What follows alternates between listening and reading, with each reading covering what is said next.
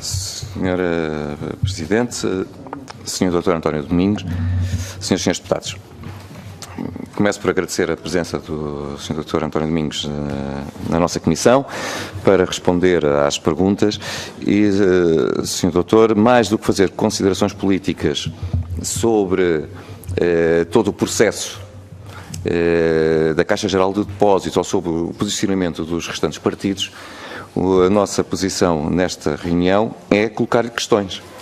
Há muitas dúvidas que os portugueses têm, há muitas dúvidas que o PSD tem e algumas até são partilhadas com o Sr. Primeiro-Ministro, que aqui no próprio Parlamento disse que partilhava as mesmas dúvidas que os deputados da oposição.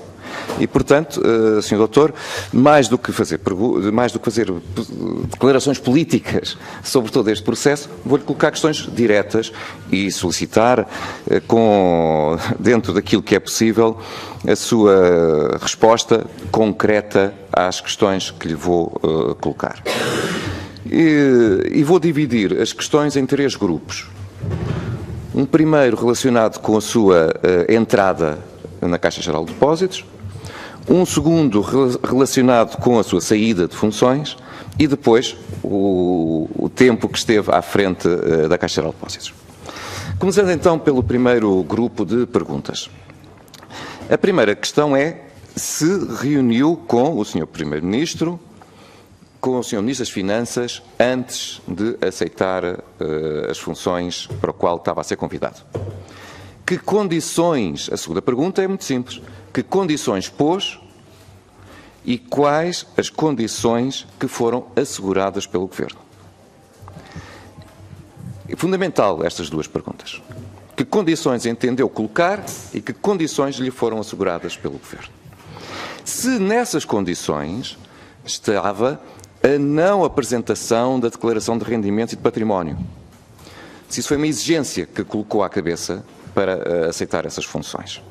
E se tem a consciência que essa exigência legal existe para todos os gestores públicos para combater a corrupção, o enriquecimento ilícito e que não se pode isentar ninguém, porque isentar alguém de o fazer, ainda por cima no setor financeiro, tão fragilizado em termos públicos como está, não abona a favor do próprio sistema financeiro.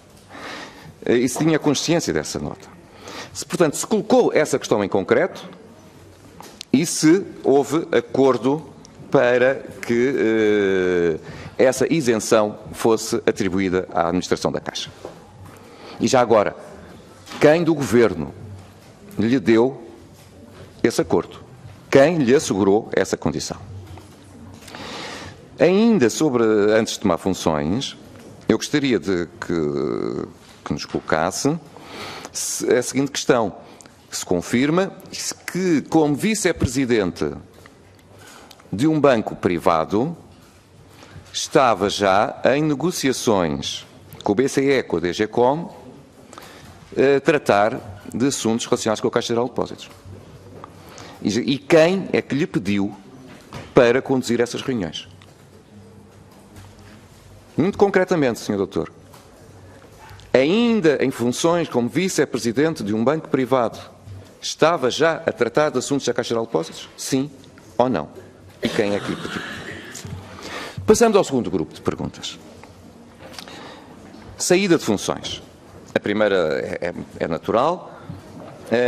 Por que razões se demitiu? É a tal pergunta que o próprio Primeiro-Ministro disse que tinha tantas dúvidas como os deputados da oposição, que ainda não tinha compreendido, e, portanto, esperamos que hoje os portugueses fiquem a saber o porquê, e o Dr. António Costa também, porquê apresentou a demissão, se reuniu com o Sr. Primeiro-Ministro, com o Ministro das Finanças, a comunicar essa decisão,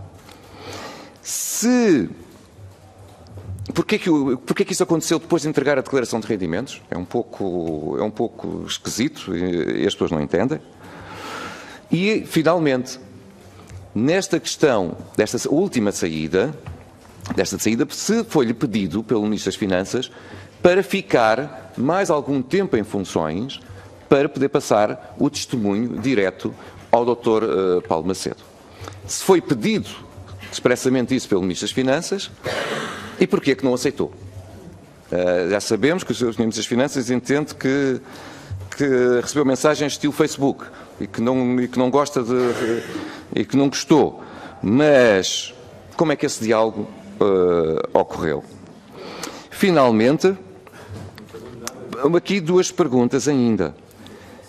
Se tem informação, se alguém da sua equipa, o Sr. Doutor penso que não, visto que já atingiu o estatuto de aposentação, mas se alguém da sua equipa vai agora regressar ao BPI, com a informação privilegiada de ter estado estes meses à frente do Banco Público. Finalmente, algumas perguntas sobre a gestão.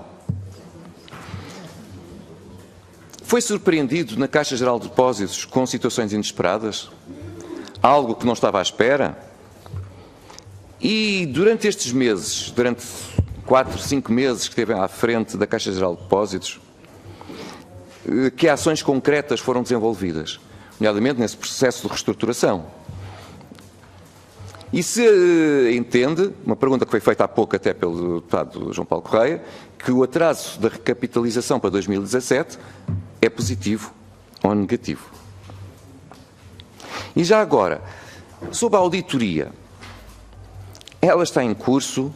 Não está? Existe uma incongruência entre aquilo que é a decisão do Conselho de Ministros, que diz que vai pedir uma auditoria à gestão da Caixa, e informações que o Sr. Doutor terá transmitido que não tinha recebido essa incumbência. Afinal, qual é o ponto da situação sobre a auditoria? E, finalmente, se não acha que é pernicioso para o Banco Público, no mesmo ano, estar 2 vezes sem uma administração em plenitude de funções. Isto não é incompetência do acionista. Porque a anterior administração, desde o início do ano, que reportava que não tinha orientações e que limitava-se a gerir o dia-a-dia. Chegamos ao fim do ano com uma administração que não está em plenitude de funções. Num banco privado, não sei quanto tempo é que ele resistiria. E, portanto, gostaria de saber se acha que é normal que o acionista faça a gestão da sua empresa deste modo, que no mesmo ano, 2 vezes, fica sem administração, em plenitude de funções. Finalmente, uma última pergunta que tem a ver com as imparidades. A Autoridade Bancária Europeia diz que as imparidades estavam em linha com a dos outros bancos e, portanto, que não havia nada de excepcional. Sendo assim, a ser verdade esta informação, Sr. Doutor, porque o agravamento de imparidades em 2016? O que é que aconteceu? O que é que encontrou? O que é que detectou? Foram as contas maquilhadas, para utilizar a expressão do Dr. António Costa? Foi algum desvio, para utilizar a expressão do Dr. Mário Centeno? Para terminar, Sr. O que é que aconteceu? O que é que aconteceu, Sr. Doutor, para um agravamento inesperado das imparidades em 2016, ou se isso é alguma forma para justificar o valor da recapitalização? Muito obrigado.